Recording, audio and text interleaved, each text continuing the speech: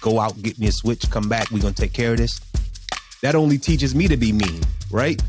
It's nuts, the cycle that at some point we have to break. But the first link in that cycle is being present.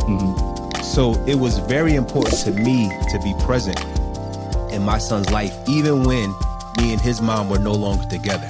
Right. I don't know how I learned that, but for some reason I felt that that was important. Like that was my duty. Like I cannot allow him to, one, make the same mistakes that I made growing up, and two, be a worse version than me. Cause my dad was bad. Like he's a reputation in the streets. I had a reputation, but not on this coast. So I could see, and my brother was even worse, to the point where when me and my brother reunited, he wanted me to be like New Jack City. I'm like, bro, I'm older, bro, I'm past that. Like, yo, who's Nino? Who's G Money? You know what I mean? Like that's a conversation. Oh, I'm G Money. No, it's not happening. But anyway, but I'm saying to protect, we have to be present. We have to be knowledgeable. We can't just teach them how to roll a blunt. You know what I mean? Or how to drink. Two, we have to be vulnerable. That's very important, to be vulnerable.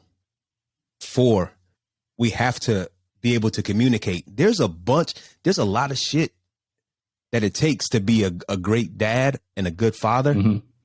A lot of us, we don't have those tools, right? Because they would never hand it down to us. You ever seen a white young boy who could work on a car? Like I tell you everything about, I can't tell you shit about a car. I could change oil and a tire, and that's about it. I knew young boys who could change a transmission, rebuild the engine. You know why? Because their dads taught them that, and their dad's dad taught them that. For some reason, we get to a certain age, get a little bit of bread, and we got to become a product of the streets. Yeah. We got to show the streets like, yo, how dope we are, how cool we are, and we leave our family out the flap. It drives me crazy when I'm somewhere and I see a family, a dad, a mom, and a kid. Dad fresh to death, yo. J's, whatever, pants, you know what I mean, chrome heart shirt. Wife or the girlfriend look like she been dragged through the mud. The kid look even worse. How is, like, what part of the game is that? Right. Where you the freshest, and then everybody after you is like, get yours where you can. My opinion, there's a ton. Like there should be a class. It ain't hard to be a dad, but it's hard. It's hard. First thing you have to do is you have to be present. If we're not present, you've already lost the game. Right. And I'm not sure how many dads are really present. The ones that are, producing great humans. The ones that ain't, trash. Producing the kind that go and shoot up grocery stores and churches and run through slashing people's faces and stuff like that. We always talk about, I wish a motherfucker would. Yeah, all y'all wishes coming true. They right there. What are y'all doing about it? Nothing but pointing the finger. Right. The system. No, at home. Right. I feel like what has to happen, and I hate to put this in the atmosphere, in the universe, I feel like what has to happen is somebody has to retaliate and get off.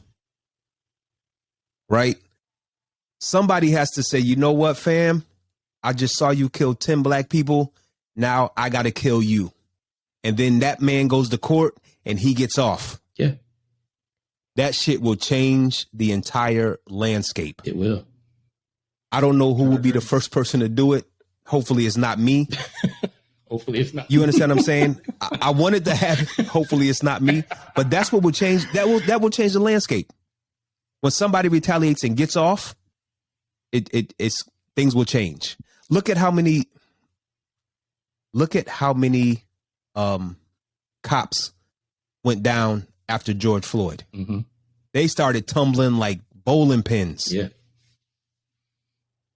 It only took one major case. Even the dude today, I think he pled guilty to manslaughter or whatever. Soon as that happened, some got off, but more are getting prosecuted.